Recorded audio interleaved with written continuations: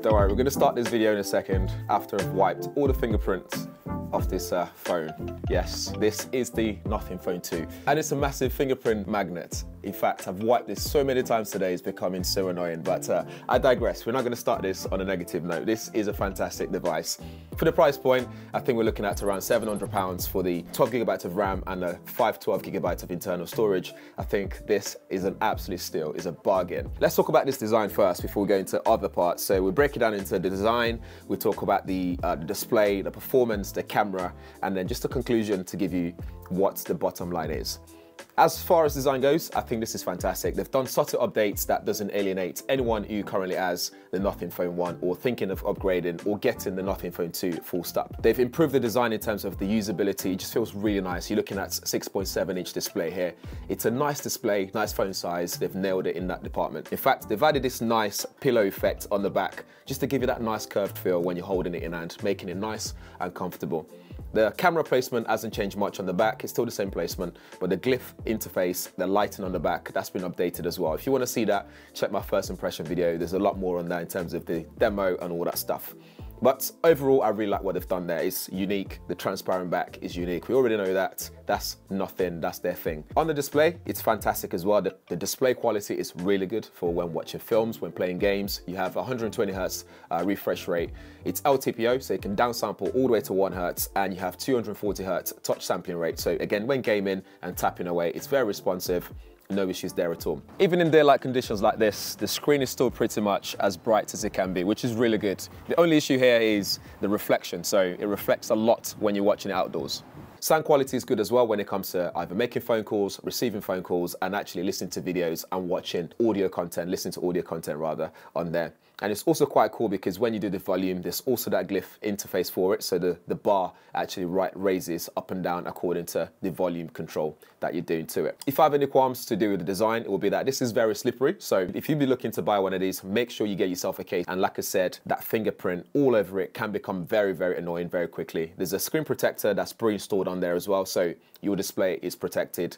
Although you do have Corning Gorilla Glass protecting this as well. So that's pretty cool. There are some micro scratches already on the back. I've had this pre-launch, as you can tell, but there are some little scratches on the back already, which is annoying. I wish I got a case for it before that, but I really wanted to test it to see, putting this in my pocket, putting this in my bag, see what that results in when it comes to the scratches and the durability of the device in general. But with this micro scratches, it just means by the time I have this for, say, 12 months down the line, without a case, this will be really, really bad when it comes to the scratches. Onto performance, this performs really well. It sees a big upgrade from the previous generation. So now we have Snapdragon 8 Plus Gen 1. I always say this wrong, is it 8 Gen 1?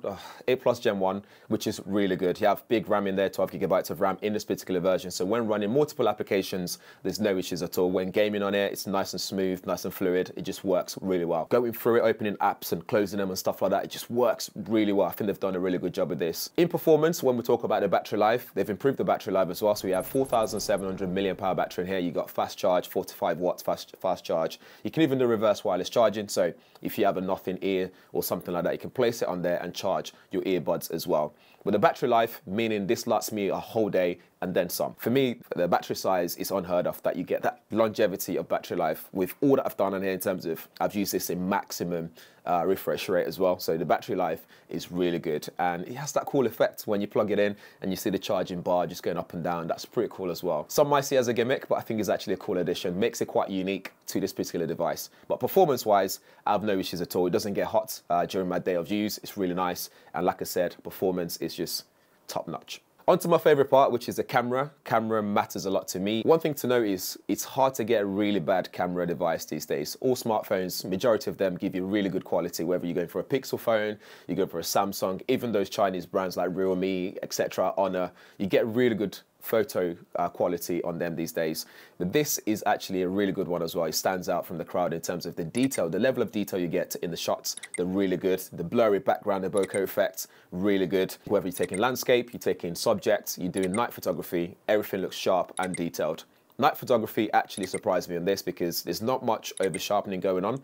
If there's any qualms I have with it, it would be that some of the highlights could be better. So when you're taking photos at night time, so those street lights, for example, they're overblown, it would be nice to have them more detailed, maybe get the streaks in there kind of thing. Looks really good. That would have been a good option. when taking photos of subjects, on the main camera especially, what you find is the skin tone is not actually quite there in terms of the color accuracy. So you get some like red tint or some red tone on the skin tone. But I suppose that can be updated using software updates and tweak that over time to make sure that we get a really good accurate skin tone like you would on the Pixel 7 Pro, for example. The star of the show is obviously the main camera, but you start to notice the difference when you shoot in ultra wide because you start to lose the level of detail you get in your photos. You notice this more when you're shooting at low light, so at night time, the ultra wide angle is not as good as the main camera.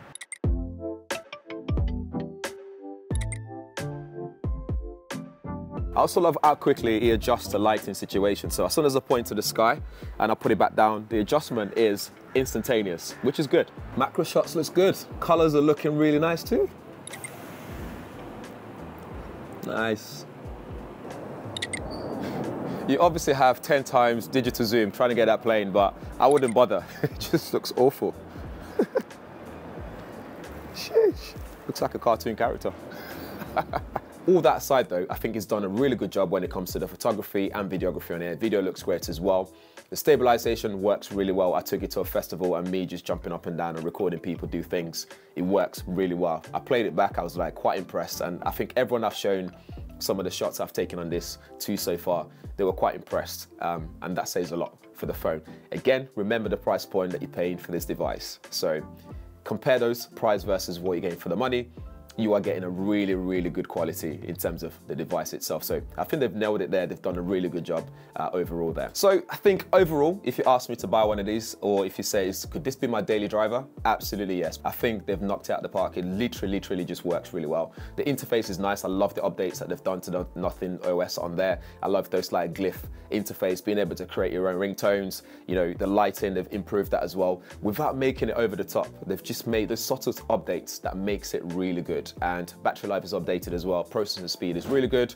In terms of performance, battery life is good. I think I've said that so many times already, but I think overall, really good device, fantastic. And the price point is just bang on. They've nailed it in that sense. So I don't have many bad things to say about it. The negatives are the design is slippery.